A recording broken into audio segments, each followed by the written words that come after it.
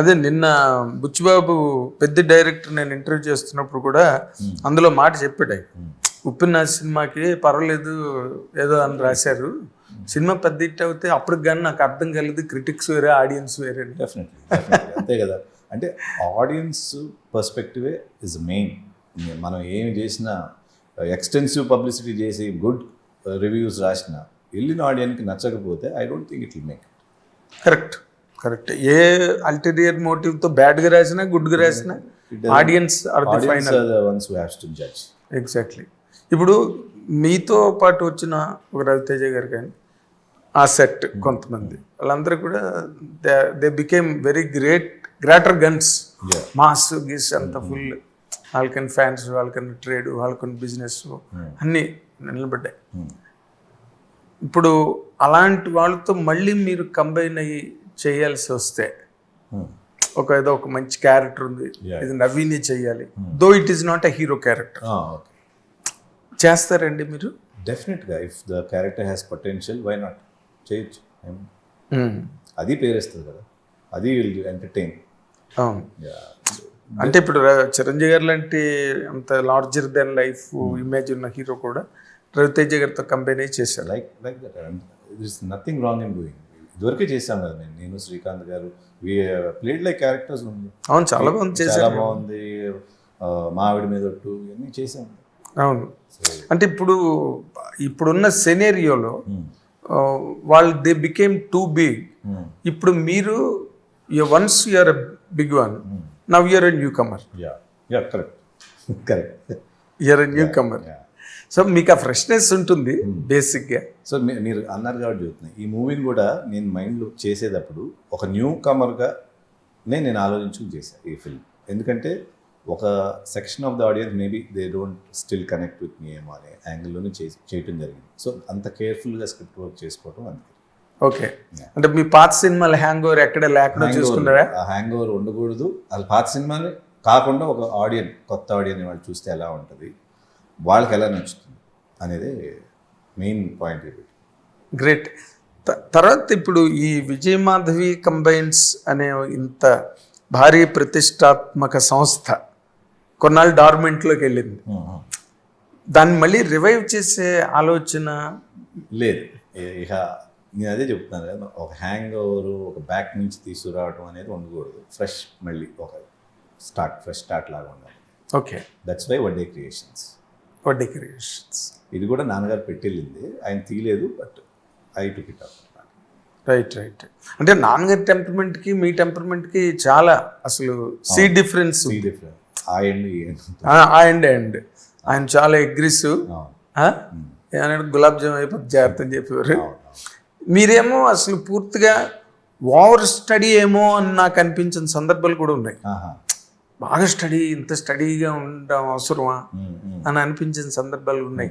మీ ఇద్దరి మధ్యన వైబింగ్ ఎలా వర్కౌట్ అయ్యేదండి? ఆయన అంతా చాలా సీరియస్, ఫాస్ట్, స్పీడు అట్లా ఉన్నా కూడా ఇప్పుడు ఆపోజిట్స్ వైబ్ అంటారు కదా, అట్లా హస్బెండ్ అండ్ వైఫ్లో కూడా ఆపోజిట్స్ వైబ్ అంటారు కదా. అవునులే. అట్లా. అవును. అంటే మీరు మన తాలూకా వ్యక్తిత్వ రిఫ్లెక్షన్స్ ఆఫ్ ఇండివిజువాలిటీ, మనం చేసే క్యారెక్టర్లు కానీ, మనం సెలెక్ట్ చేసుకునే క్యారెక్టర్లు కానీ, మన మైండ్ సెట్ కొంచెం దగ్గరగా, యాటిట్యూడ్కి దగ్గరగా ఉండే సినిమాలే సాధారణంగా చూస్ చేసుకుంటాం కదా. యాటిట్యూడ్కి దూరంగా ఉన్న క్యారెక్టర్ అంటే భయపడడమో, చికాకు పడడమో, వద్దనుకోవడమో జరుగుతాయి. అంటే నాకు ఎట్లా ఉంటుందంటే మైండ్లో, ఫర్ ఎగ్జాంపుల్ సినిమాని వేరు, ఇది వేరు. క్యారెక్టర్స్కి వచ్చేటప్పటికి I like different characters other than what I am. ఇప్పుడు చాలా బాగుంది. It's an attempt to rape చేసే, వీక్నెస్ అటెంప్ట్ టు రేప్ చేసే character, which is completely away from what I am. But అట్లాంటివి కూడా నాకు ఛాలెంజింగ్ అనిపిస్తుంది. కంప్లీట్గా మనం కాకుండా ఇంకోటి ఏదో. ఓకే. అట్లాంటివి ఇంకెక్కువ అట్రాక్ట్ చేస్తాయి నాకు. అంటే ఇట్స్ డిఫికల్ట్ టు ప్లే కదా, దాంట్లో ఉండి చేయటం అది ఇంకో హ్యాంగిల్ ఇస్తుందేమో అనిపిస్తుంది. ఓకే. ఇప్పుడు ఇన్ని మన వెస్ట్రన్ ఇన్ఫ్లుయెన్స్ వచ్చేసాయి సినిమాల్లోకి. ఓ పక్కన కేరళ, మలయాళం సినిమాలు విపరీతంగా థియేటర్స్లో స్ట్రైట్ అన్డబ్డ్ కూడా చూసేస్తున్నారు మన వాళ్ళు. అంత ఎన్హాన్స్ అయింది వ్యూయింగ్ సెనేరియో కదా. ఇప్పుడు ఈ యాంగిల్లో మీరు చేద్దాం అనుకున్నప్పుడు చేయలేకుండా వదిలేసుకున్నా, లేకపోతే కుదరక ఎక్కడో ఏదో పెర్మిట్ చేయక వదిలేసిన క్యారెక్టర్లు ఏమైనా ఉన్నాయి సార్ మీకు? అసలు లేవు, ఇప్పటివరకు లేదు. No regrets on that part. No regrets. Okay. అంటే మీ ముందు మీ సంస్థ హీరోలు చిరంజీవి గారు, ఎన్టీ రామారావు గారు అందరూ మీకు చేశారు కదా. చేసిన దాంట్లో ఏ హీరో ఇంపాక్ట్ మీ మీద కెరీర్లోకి వచ్చినప్పుడు ఎక్కువ ఉండేదండి? ఎన్టీఆర్ ఫస్ట్, తర్వాత చిరంజీవి. ఓకే. ఏ యాంగిల్లో వాళ్ళ ఇన్స్పిరేషన్ మీకు? నా యాక్షన్ ఫిల్మ్స్ అంటే ఇష్టం కాబట్టి ఆ యాంగిల్లో. అవునా? Yeah. మరి అంత ఇన్స్పిరేషన్ ఉన్న వాళ్ళు ఒక యాక్షన్ ఫిల్మ్ డిషమ్ అన్న సినిమా ఒక్కటి కూడా చేయలేదండి. అదేగా మరి, అందుకే ఇప్పుడు ట్రాన్స్ఫర్ త్రిమూర్తిలో కొంచెం యాక్షన్ కూడా పెట్టి. ఓహో, వాళ్ళ ఇన్స్పిరేషన్ అనమాట ఇది. ఇన్స్పిరేషన్. బాగుంది. అంటే మీరు బాగా స్టడీగా ఉన్న మనిషి అయినా కూడా ఈ మధ్య మీరు బాగా ఫ్రీ విల్తో మాట్లాడుతున్నారు, మీ ఒపీనియన్స్ ఎక్స్ప్రెస్ చేస్తున్నారు. ఇవన్నీ వెరీ గుడ్ అండి. ఇప్పుడు ఈ ఫ్యాంటసీలు అండ్ హారర్స్, ఈ జానర్స్ డామినేట్ చేస్తున్నాయి.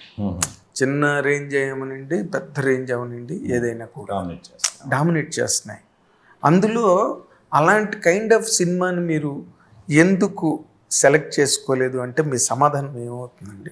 ఫ్యాంటసీస్ కానీ హారర్ ఏంటంటే నాకు అనిపిస్తుంది భయపెడతాం అనేది it's a very big challenge. అంత ఈజీగా హారర్ తీయటం. And fantasy is very big span. And fantasy నా మీద అనేటప్పటికి ఏమవుతుందంటే ఒక రన్నింగ్లో ఉన్న హీరో చేస్తే బాగుంటుంది డెఫినెట్గా.